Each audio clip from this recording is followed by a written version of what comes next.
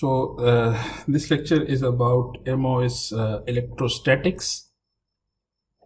And by electrostatics, I mean what happens to the charge when you apply voltage at the terminal of MOSFET. We know that ID was equal to this was Qn, and this is a function of VGS and VDS, and then we had velocity, again a function of VGS and VDS. Okay, so this is the equation that we have seen many times. Okay, charge time velocity time width of the channel.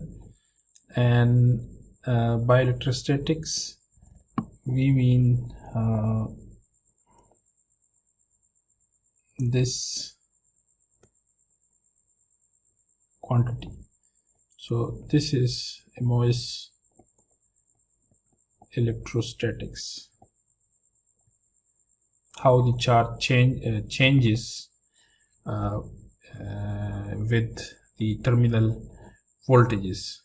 And this, the velocity, this is something that is called transport. So in the last lecture we talked about the ballistic transport. So the same equation has many scenario cases, and a lot of math and physics is involved in order to completely model the ID current for old as well as state-of-the-art transistors. So let's discuss the electrostatics. Although it's a huge topic, but I will try to cover it in this lecture and try to be as simple as possible. So the MOSFET has three modes of operation. The first mode is what is called accumulation.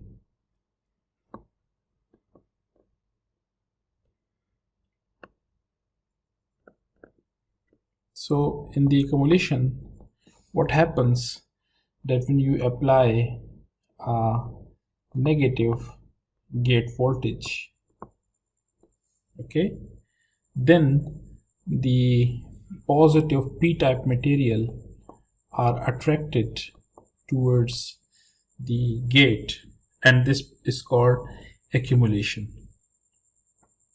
Okay, then we have another operating mode which is called depletion, and in depletion we apply a voltage that is positive but that is less than the threshold voltage. So as the battery is positive, there are positive charges here, and the positive charges sort of repel the positive charges, and this region is depleted of the charge. This is called depleted region. Now the third case is interesting, and this is the case in which a channel is created. So how that happens, that our gate voltage is strongly positive. Okay, so it not only repels the positive charges, but it ionizes the dopants, the doping material that was used, and only the ionized electrons are left. Okay, the holes are pushed away from the surface of insulator due to the influence of gate voltage, and this is called inversion. So you see, although that the bulk material is p-type, you have created an inversion layer of electrons, negative charges. So this is called inversion, and this is necessary for conduction of current. Now we want to understand all the three modes with energy band diagrams. Okay, so let's consider this. We have this is our metal contact for gate. This is our silicon dioxide.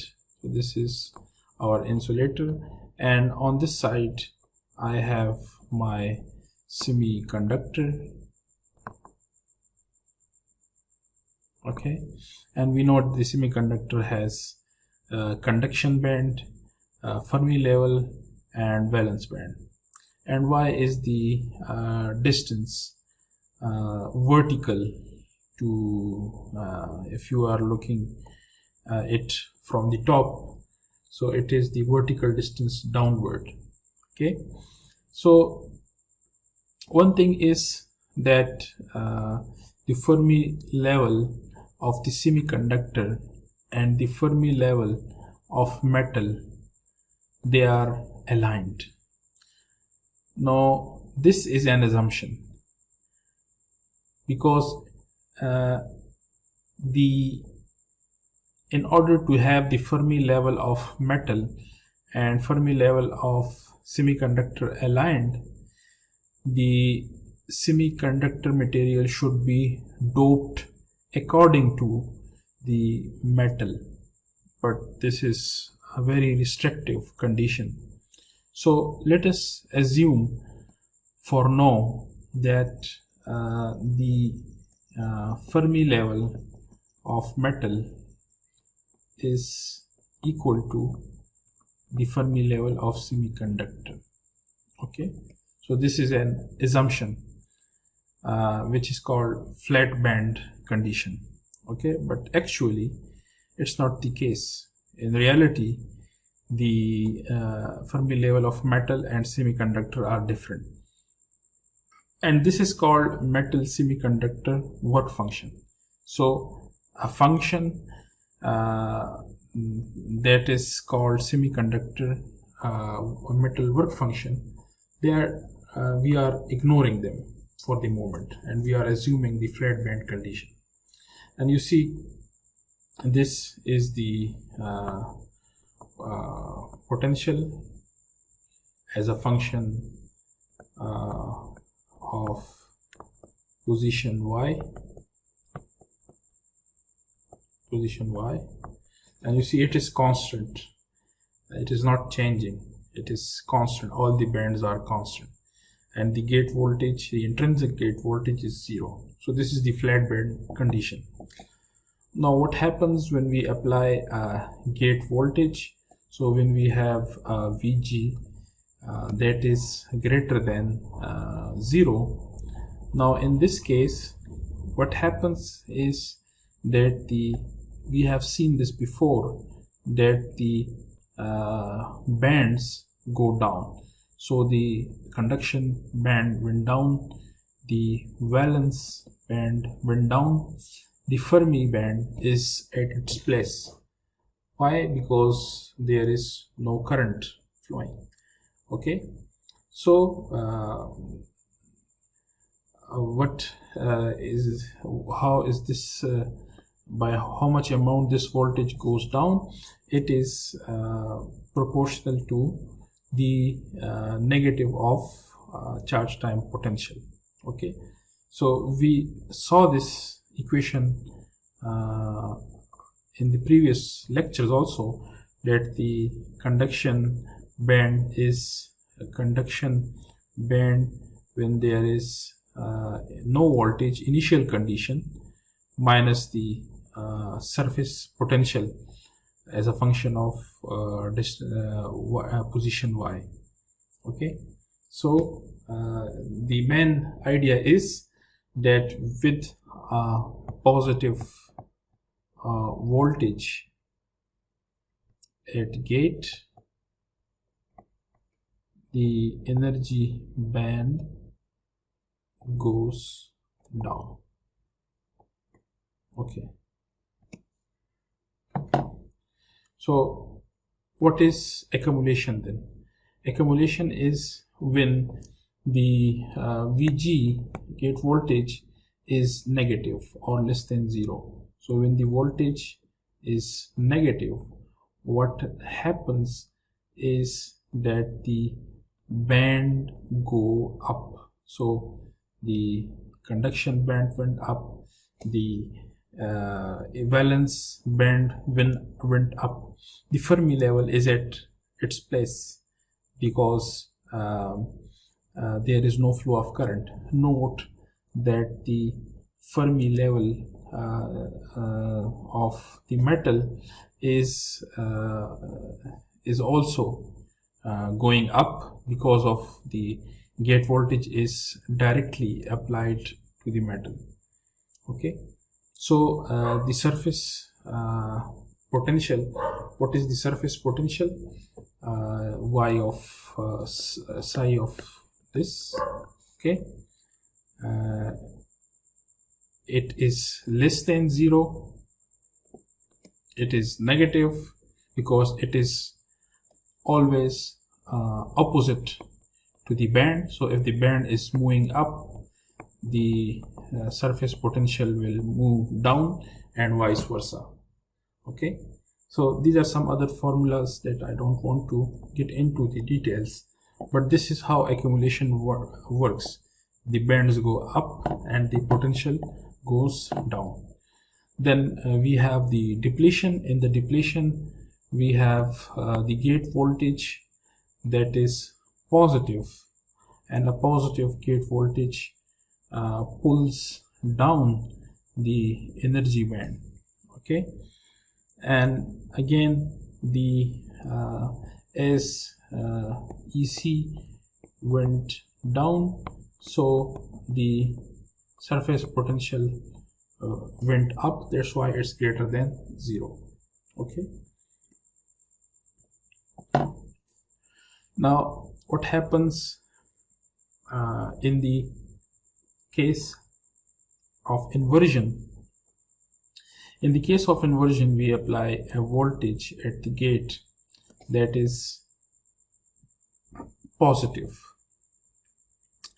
by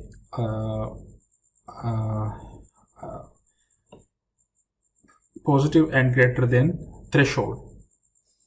Now what happens is that the magnitude of voltage is so huge that it pushes the conduction band to the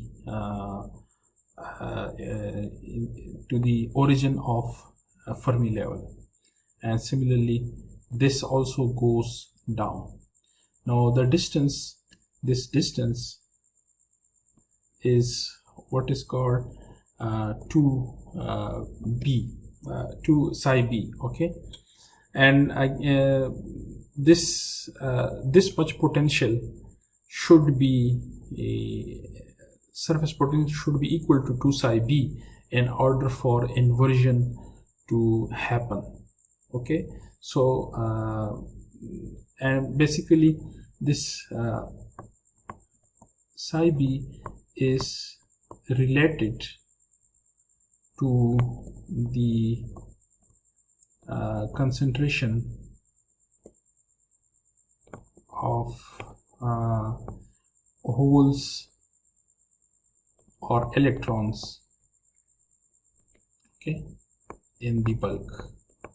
So it has a formula which is related to the concentration of electrons or hole.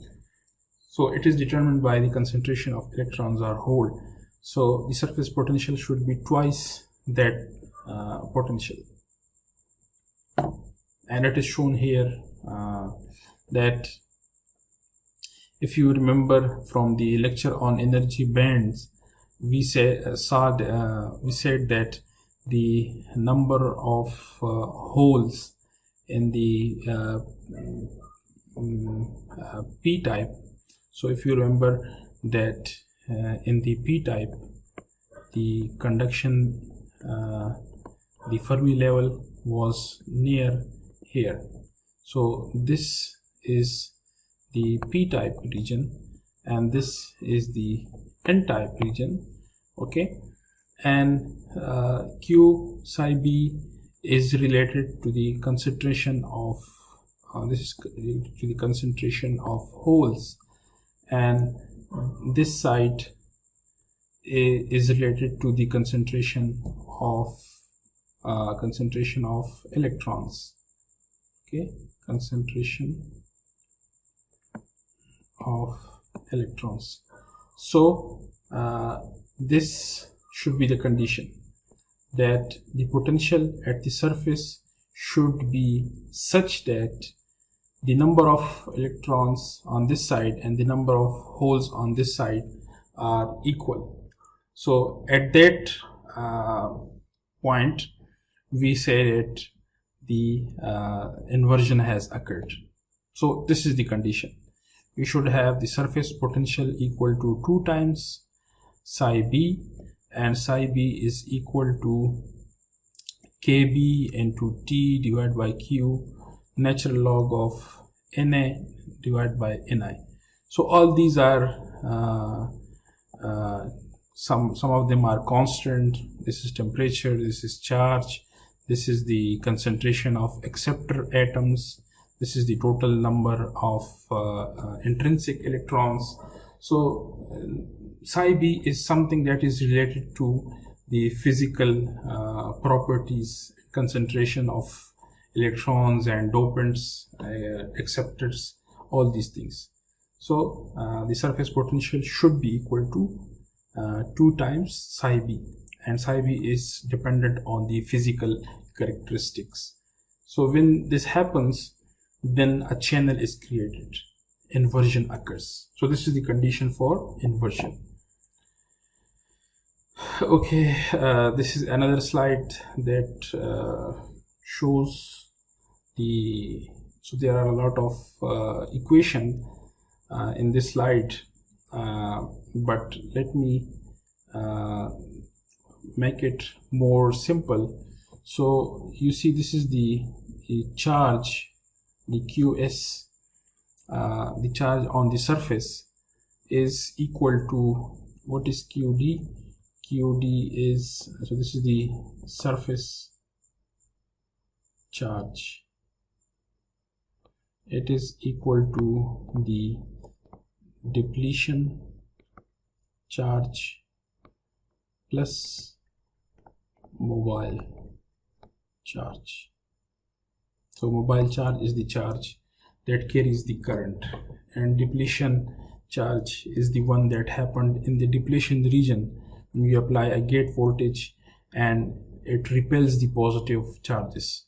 So if you plot this, this is the position and this is the charge.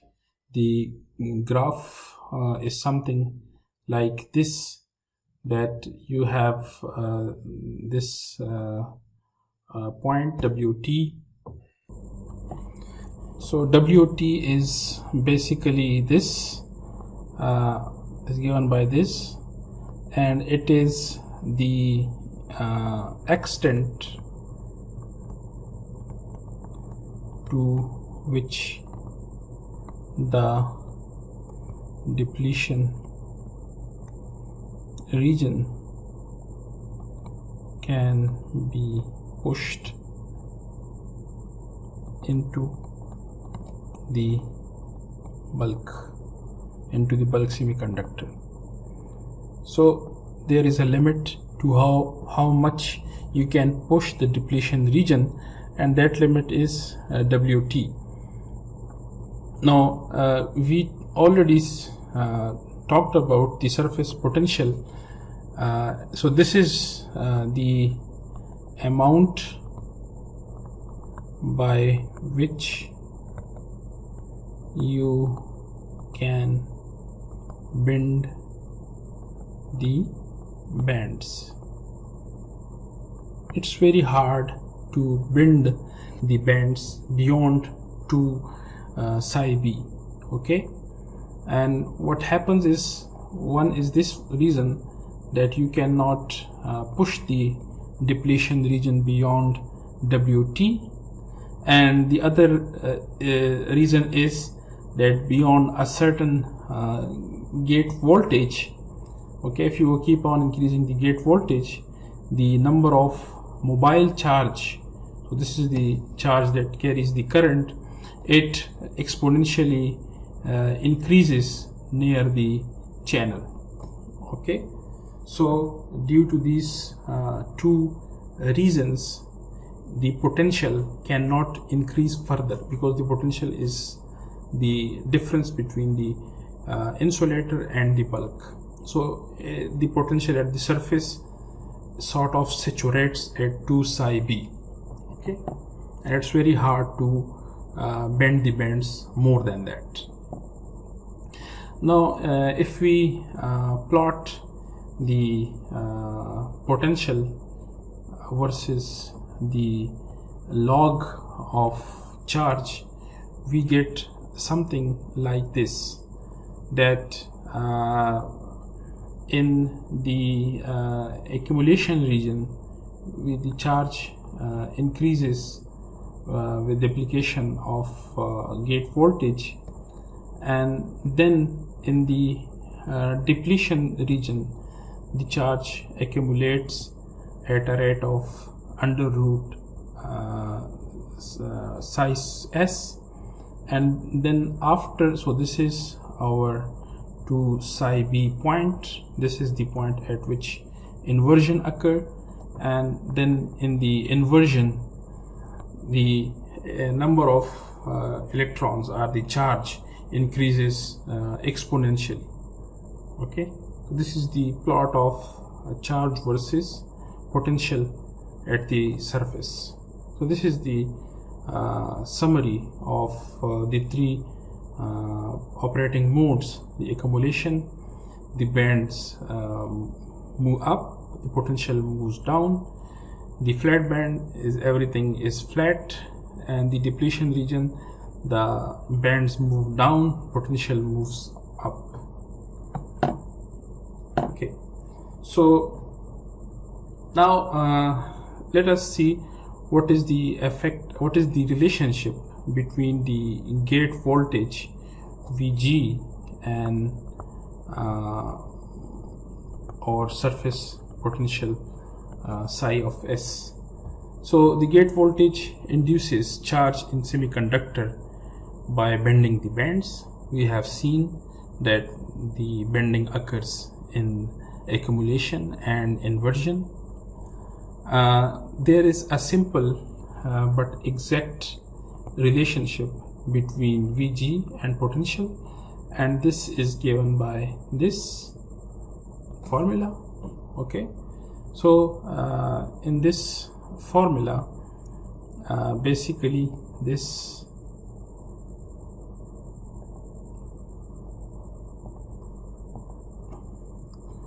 is basically the, you can say, the charge across the oxide. This is the potential across the semiconductor oxide, and this is the potential developed across the inside between the oxide and the semiconductor.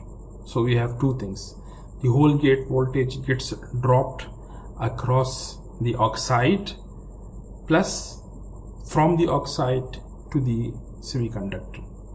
Okay, so but we are not going into the derivation of this formula, but this is the relationship between gate voltage and surface potential. Okay, Cox is the capacitance of the oxide.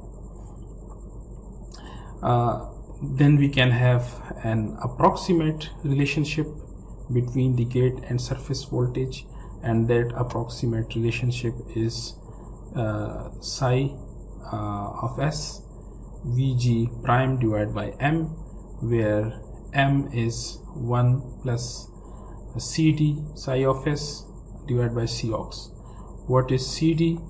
It is the depletion capacitance. So as I told you that when the depletion occurs, there is a sort of capacitor that is formed between the oxide and the bulk. So the depleted region acts as an insulator. So that's how the depletion capacitor is formed. Okay, so it is equal to 1 plus depletion capacitance is a function of the surface potential. It will be more near the surface and it will be less away from the surface. Okay, then if you remember that at the start we said that the flat band voltage is 0. We said that the Fermi level of metal is equal to the Fermi level of semiconductor, but this was an assumption. In reality, and in that case the flat band voltage was 0, but in reality this is the formula of the flat band voltage, and we don't go into the details of what are the individual quantities, but the final equation for the gate and the surface potential is this one, that the gate voltage is the flat band voltage minus charge in the surface charge divided by oxide capacitance plus psi s. So again we come to our virtual source model. So the virtual source model that we discussed was level 0. Okay, and in that if you remember that we had the virtual source which was Cox time VGS minus VT, but as we saw in this lecture that the charge has a more complicated form. It goes exponentially in the accumulation region, then it goes like this as a square root of surface potential, and then beyond 2 psi p it moves again with the exponential flow. Okay, so now we want to update the charge inside the virtual source model, and that will give us the level 1 virtual source model. So here is our charge as a function of the VGS. Okay, so in this beyond VT, this is the threshold. Above threshold region it is equal to this, and below it is equal to this one. Okay, so if this is another let's say more complete charge, Qn means charge in the channel. Okay, so it's a more complete formula, and we want to put this formula in the virtual. You see this formula has the double factor also, so I don't want you to get afraid of this formula. I will not ask you to write these formulas or remember them. I just want you to know that what the formula means, and obviously not all the quantities in it, but some of the quantities that we have discussed.